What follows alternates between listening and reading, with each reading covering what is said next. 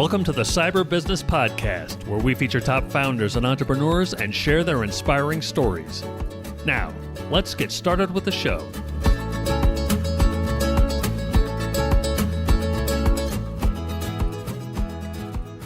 Matthew Connor here, host of the Cyber Business Podcast. Today, we're joined by Andrew Wilder, Chief Security Officer at Vetcor. Andrew, welcome to the show. Thanks, Matt. Great to be here. Appreciate you having me. Oh, it's my pleasure. Before we get too far in, a quick word from our sponsors. This episode is brought to you by cyberlinks.com. That's cyberlynx.com. Do you know if a hacker's in your system? Most people and most companies don't until it's too late and the hacker's already done damage. A hacker's job is to bypass your security, so companies need a way of knowing when someone's gotten past theirs. That's where Cyberlinks comes in. We've partnered with the best cybersecurity companies in the world to be able to provide our clients with the best solutions at the best prices. So whether it's managed SIM, SOC, EDR, MDR, XDR, you name it, we'll help you find the best solution at the best price. Find out more at cyberlinks.com. That's cyberlynx.com. And now back to our show. Andrew, for those who aren't familiar, can you tell us about Vetcor and your role there as Chief Security Officer? Sure. So Vetcor is what's called a veterinary consolidator. It's private equity backed, and we own about 1,000 veterinary hospitals in North America. And the business model is pretty simple. You go to a veterinarian who owns a single clinic or a couple of clinics, and you say, look, you didn't go to veterinary school to do HR, back office, finance, IT. Let us do all of that stuff for you. And with economies of scale, we can do it better and cheaper. And you go back to focusing on taking care of pets. And so, that happens pretty regularly. We do a lot of M&A stuff, usually on a pretty small scale, but that's basically what Vetcor is. I'm the first CISO. I've been here about a year now, built the team up from 0 to 8 during that time. So we've got a great team, keeping all of our customers and their pets' data secure. Yeah, I love it. Well, everybody is concerned with pet data, security. So that's awesome. So, there's a few things I'd like to talk about, right off the bat. The private equity backed thing is really interesting because I think it varies from industry to industry. And I think it varies wildly between, the private equity partner that you happen to have. So it was Vetcor started by private equity as this is the private equity backed from the start. And it was, this is the concept, this is the model, and this is how we're going to do it. Is that? So, I'm not great on the history. What I will say is that Vetcor, as it is today, was the merger of two veterinary consolidators, Vetcor and People, Pets, and Vets, which were both kind of similar sized, and they merged together. And I believe some of the private equity came over during that time. It's not the only industry that's set up that way, and we're not the only veterinary group that's set up that way too. So it's a pretty common practice to have that private equity backing. You said something that I'd like to touch on for a second, which is It's important which PE company is behind you, because different private equity companies have different levels of fingers in the pot, if you will. Yep. So I worked for another private equity backed company in the past, and we would have a monthly cybersecurity check-in. They'd be, checking on everything. They were kind of driving the agenda. With our current private equity company, they actually give us a third-party cyber company that does some work for us and does some assessments and things like that to help us out. And they've suggested some things, but they're pretty, they pretty much let us run the show without getting too deep and too involved. So, if you're at a company that's private equity based, but they're really deep into the pot, it's almost like being in a publicly traded company because you've got all this kind of oversight. And one of the best things about being a cybersecurity leader in an unregulated industry in a private company is that you can actually focus on doing real security. So instead of having to do all this compliance stuff, you can really do what needs to be done to protect the company. So that's a great thing about Vetcor and our role. I actually really like that because there is that whole compliance versus actual security, right? There's you can be compliant but not safe, and you can be safe and not compliant. And so I really love that. But it makes me wonder, when you talk about kind of being on the private side, a lot of times when there's not the compliance piece to force the financial hand, if you will, people tend to be less willing or getting that buy-in on, hey, look, this is a great idea. We need to do this, but it's going to cost us X number of dollars. Sometimes getting that buy-in can be challenging when you don't have the compliance hammer to be like, well, our hands are tied. We got to do it, or we won't be compliant, and then we won't be in business, right? So that makes it real easy. On your end, but do you have some tips and tricks on how you've gone about being successful in implementing some of these the security initiatives that you wanted to implement, even though it's not back pushed by compliance? Sure. So I guess three things to say before I get to my tricks. The first thing is when you were talking about compliance versus security, it is true that a certain level of compliance kind of raises the water, like raises all ships, right? But there's also kind of an overbearing compliance where you're spinning your wheels focusing on this thing when you should be focusing on this stuff over here. So there's some challenges with it. One quote that I borrowed from somebody else, but now has somehow been attributed to me, is the attacker doesn't care about your SOC 2 certification, which is absolutely true. So you can be as compliant as you want to, but if someone really wants to get in, they're going to find a way to get in. So Yeah. in terms of my tricks, I realized about halfway through my career that my job is not to go to the board or go to the C-suite and say, here's what we should do. My job is a cybersecurity subject matter expert. It's to go and say, here are the risks.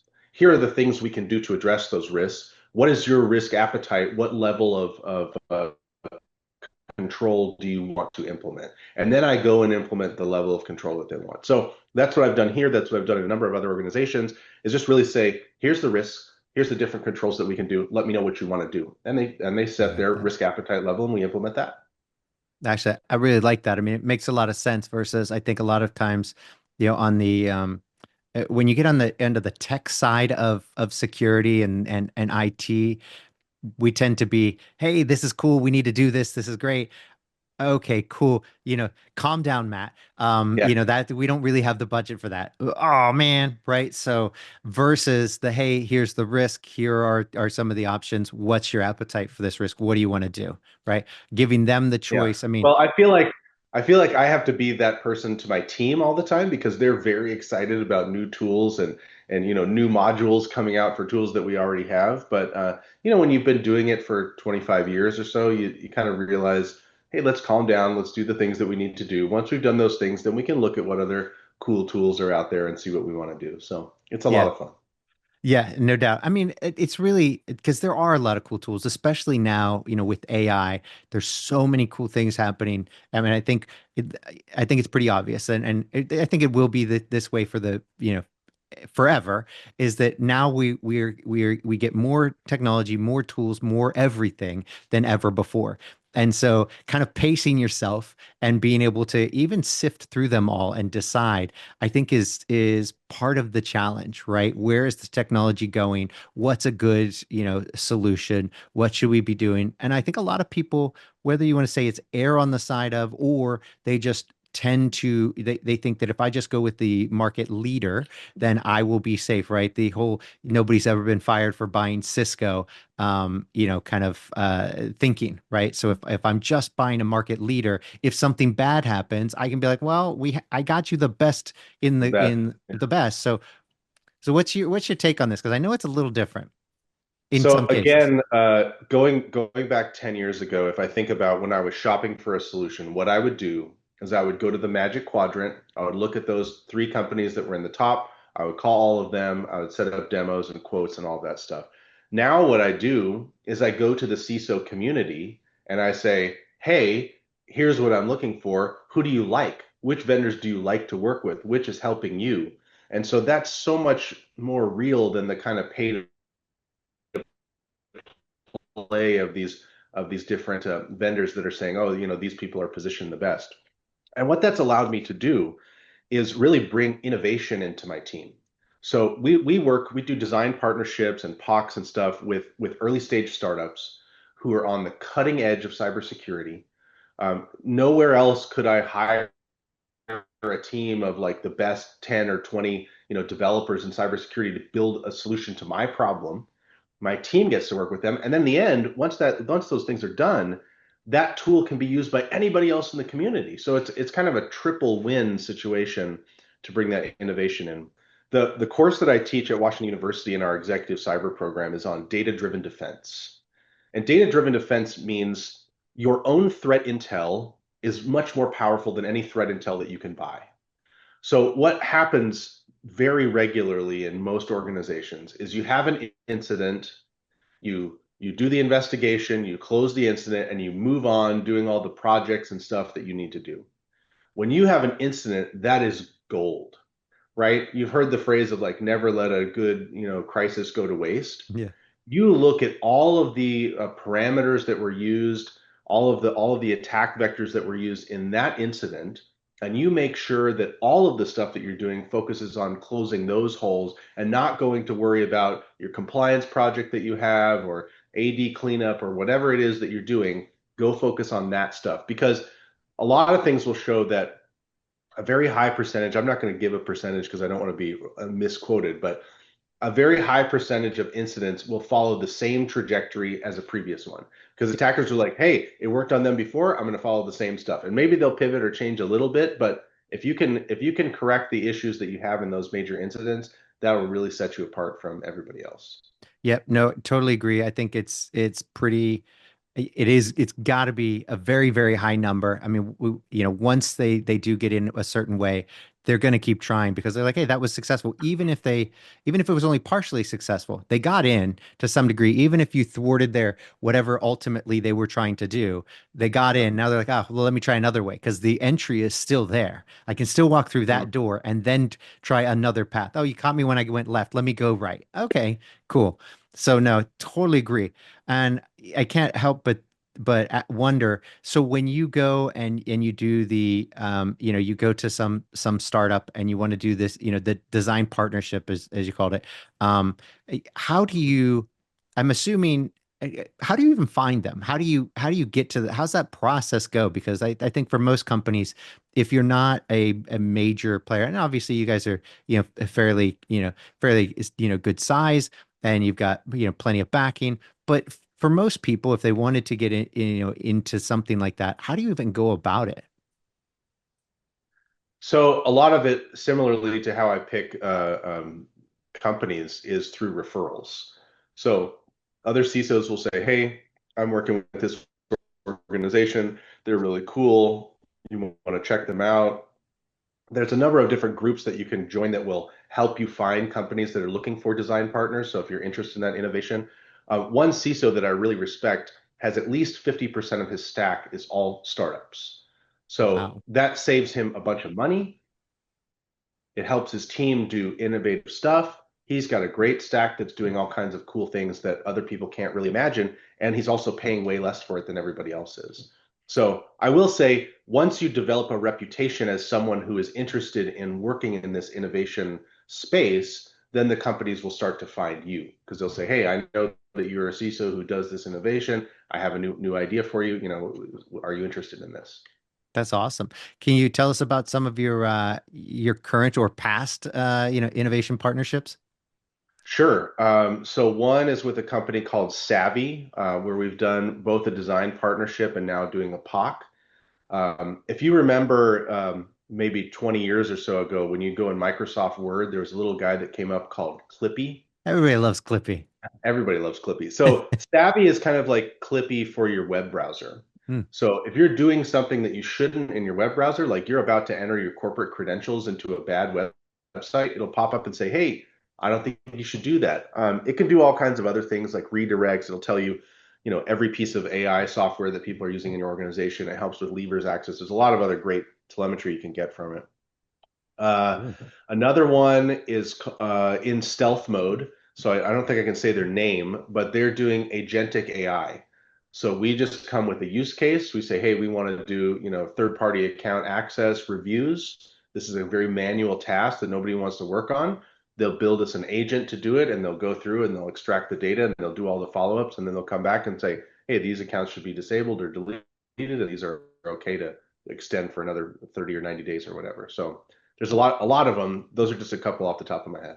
Yeah, no, I mean the savvy thing's really cool because I've been thinking that it's certainly that's got to be the, a great use case for AI, having that, clippy kind of thing. But I think, you can roll that down to any user, and especially you look at like the senior citizen population is getting hammered by fraud.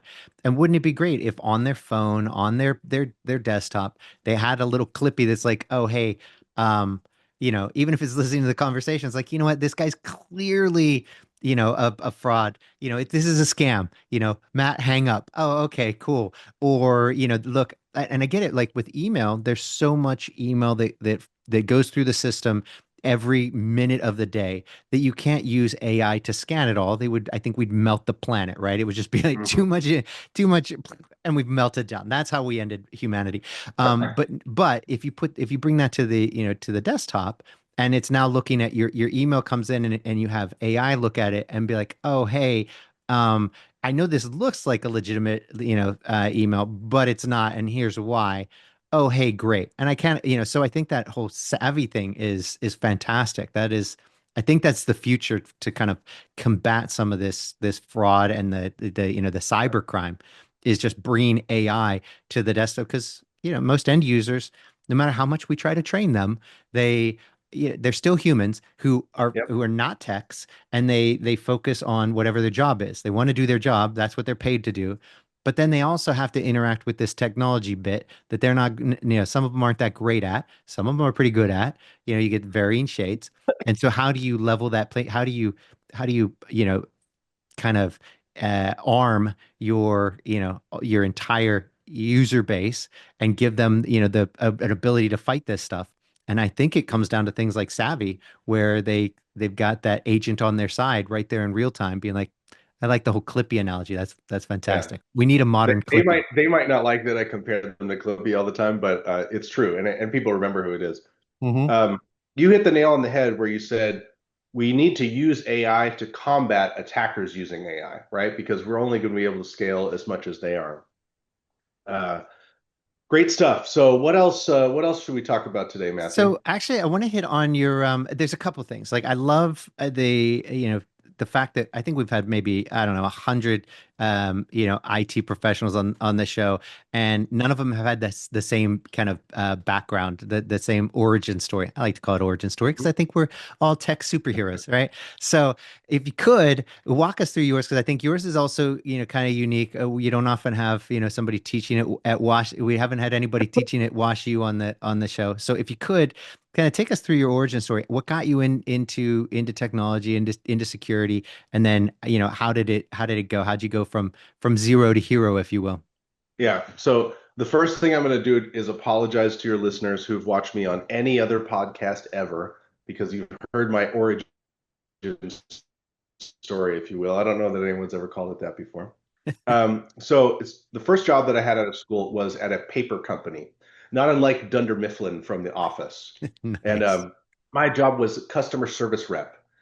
So, I'd answer phones and take orders, stuff like that. And because it was a small company, I ended up doing everything. I did accounting, I did finance, I did inventory, I did marketing and sales. And actually, when we get really busy, I'd go out in the warehouse and drive the forklift and pick pallets and put them on the truck to ship. So I knew the business from beginning to end. And one day, the owner of the company comes and he says, "Hey, Andrew, we're going to replace our old mainframe computer systems with Windows servers and Windows workstations." And I said, "That sounds great. That's a good idea." And he said, "You're the youngest guy, so you get to work on this project." Okay.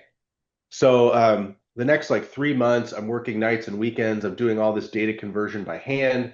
And one day we go live with this new system, and it's amazing, and things are breaking and I'm fixing them on the fly. And it's just such a moment of satisfaction in my very young career. And I thought to myself, hey, maybe I should do this IT thing as a career forever and not stick with Thunder Mifflin San Diego, if you will. So I saved up some vacation time. I saved up some money. I went to Chicago in the winter time to take this 2-week Microsoft boot camp. And after passing 7 exams, I came home as a MCSE. And that in the early 2000s, that was just resume gold. Yep. So I put that out all over the country. I got picked up by HP in Atlanta doing a project, a cybersecurity project for Bank of America. Did that for a few years, and then moved back to California. Did the same thing for DHL and also for Nestle. I ended up getting job offers from each of those companies. I stuck with Nestle because I was really in love with their culture. I thought it was a great culture there. And And chocolate. that's where I kind of grew up. Yeah, and the free chocolate. So it started managing their infosec team for their largest business, and then just kept getting more scope, more budget, more team, more responsibility. I was there for 18 years. When I left, I was the regional CISO of Americas, Asia, and Europe. Excuse me. And then since then, I've been a CISO 3 times in the manufacturing industry, and then twice in the vet space. And that's my origin story. That's how I came into it. I love it. I love that when you describe your your Microsoft networks, going live, it was fantastic. Everything, things were breaking, and we were fixing them in real time. That's the true sign of a geek. It's like, oh, it was great. Right. Everything was breaking. We're fixing it. It was the best day ever. Like you were made for Yeah. this. If we That's if we awesome. have like a really big incident where there's hackers inside of our network and there's exfiltrating data, those are the most exciting days for me. And my boss will say, "Why are you so freaking happy right now?" And I'll say, "Well, this is why you hired me. This is why I'm here, man. This is my job. Let me shine here." So That's right. it's This is fun. what we Nothing train for. nothing really bad has ever happened. Yep. No, exactly. It's funny because we um we had a guest on and later they contacted us because they had an issue, right? It was funny because we'd done this whole pen test for them, and we're like, oh, we identified some areas that needed to be addressed. And they were like, oh, that's awesome, fantastic, cool, thank you. And then called us up a couple weeks later, like, yeah, we got hit and we get this ransomware, and the guy's like, I didn't sleep all weekend. And he wasn't taking it in the same way, right? It was okay. He wasn't like it wasn't the worst, but he wasn't as excited. I'm like, man, you're now a battle hardened CIO. Like he finally, Yeah. this is a good thing. He's like, yeah, I don't know. Yeah. So yeah, everybody takes it a little differently, but I think I'm right there Well, with you. once you've Very been excited. through it a few times, you're really the voice of reason. You're keeping people calm. Hey, let's do our jobs. Let's do the stuff. We can figure it out. There's actually a debate in the CISO community about whether or not you should put that on your resume. And I'm a Yeah, strong advocate that says you should put that on your resume because, hey, this is something major that you've done. And if you hire a CISO who's never been through an incident that's before, right. I'm not saying you shouldn't, but that's strong experience that you should leverage. Absolutely. I really think it's like, somebody who's gone to combat, right? That's right, wrong, or indifferent. It is an experience that has changed them and if you were taking people into combat again, would you want somebody who's been experienced who's been there, knows what's going to happen to them when the bullets start flying? And yes, Yeah. you want that. And so I think the Yep. same thing is true, for I like that CIOs, analogy CISOs. very much. I'm going to steal that from you. That's mine now. Please do take it. Yep, I love it. That's great. No, I think that's fantastic, and I really do. It's funny because I think in this community, there's been a lot of advancements in terms of like, the kind of, I don't want to say imposter syndrome, but feeling inadequate. Like, you rewind 30 years ago, and it was easy. 20 years ago, it was easy to be a subject matter expert on things and be at the top of the industry and know exactly what's going on and be there. You could do that. Yep. You can't do that today. Like there's just too much going on. It takes an army of people, to share and communicate and be like, I don't know. You can't know everything. It's impossible. And so I think it's been, in a way, it's humbling, but at the same time, it's taken us from being more, individually focused and being like, yep, I've got this, to being, you're clearly a big advocate of the network and having a network of peers where you can go and say, hey, how are you dealing with this, right? And being able to openly share and communicate without it, feeling like, you're inferior because you didn't have all the answers. And I Yep. think that's been a Yeah. It's great it's okay advancement. to ask questions. It's okay to ask for help. There's a slide that I use. It's actually the first slide I use in my course. and there's a guy who publishes a mind map every year of everything a CISO would be responsible for. And it's impossible to read the slide. Like the font is, 4 point or lower. And Uh-huh. the point of that is not that they should read the slide or look at it. It's that if you focus on everything, nothing is going to get done. So I strongly believe, look, you should focus on their top two or three things. Do those things really well, get those things running and humming, and then you can go focus on some other stuff. So you're there to protect your team, who's constantly being bombarded with new tools and new ideas and new threats. Cybersecurity is the only career where your threats, your external threats, are constantly changing. The tool set is constantly changing to address those threats. So you go in any other job or industry or whatever, you're not going to see that stuff. So it's very unique, and you have to be constantly learning, or you will fall behind and become obsolete. It's exciting, it's interesting, but you really got to know what you're in for when you try to get into it. Yeah, you really do. And well, it makes me wonder because, with the constant learning, how, can you tell us how did the story behind Wash U? How did you know, what inspired that? How did that come to be? What's the deal there? This is a crazy story. So I would meet with our head of audit committee basically monthly, um, and I would present quarterly to them. So we were talking about cybersecurity and what's happening. And I said, "Hey, I'd love to ask you some career advice. What do you think I should do? I'm at a pretty good level in my career, but what advice would you have for me?" And he said, "Whenever I'm in a city, I go to the best university in that city and tell them I want to be part of your curriculum. I want to be an adjunct or whatever." And I said, "Okay, I mean, I'll try that. I don't think any university is going to want me to talk about anything, but fine." So I did. And then the head of the cyber organization at WashU reached back out to me and said, "Hey, we'd love to have you as part of our executive leadership program." And I mean, I was floored. So it happened, and I would say anybody else who's in a leadership position, and it doesn't even have to be in your city where you're at. It can be anywhere. Go reach out. I think those places are always looking for speakers or adjuncts or people to help with their curriculum, and it's a great thing, and you get to meet great people through it and expand your network. And I get to learn because everything I teach, I have to do the research myself. And so it's a great experience. That's super cool. And I think that's great advice. I think that for most of us, the thought would immediately be like, come on, Who wants to hear from me? who wants to work with, come on, that's ridiculous. I'm no professor. Nobody's gonna like, that's just, but you know what? If that's a great story. And I think it gives people, that not, I don't want to say hope, but I think it's a great idea. And I think it's one that people just wouldn't think of. That Yeah. you would think, oh yeah, not me. It's, but how's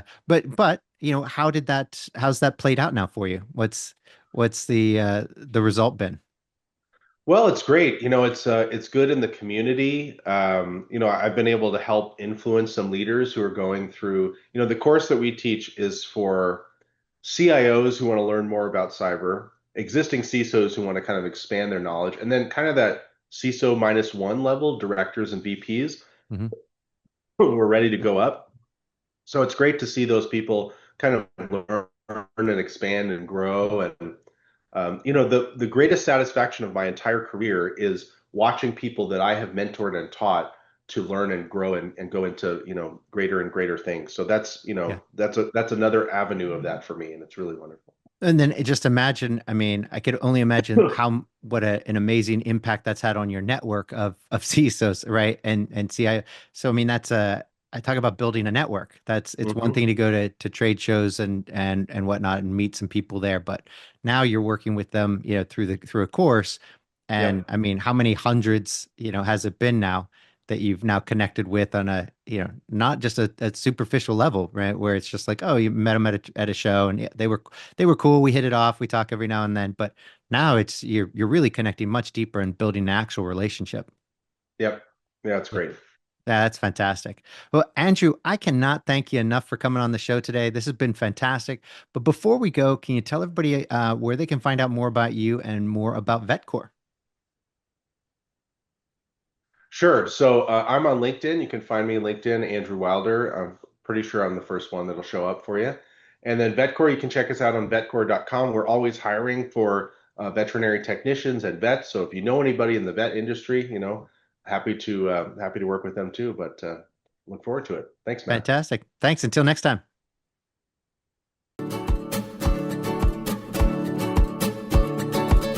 Thanks for listening to the Cyber Business Podcast. We'll see you again next time, and be sure to click subscribe to get future episodes.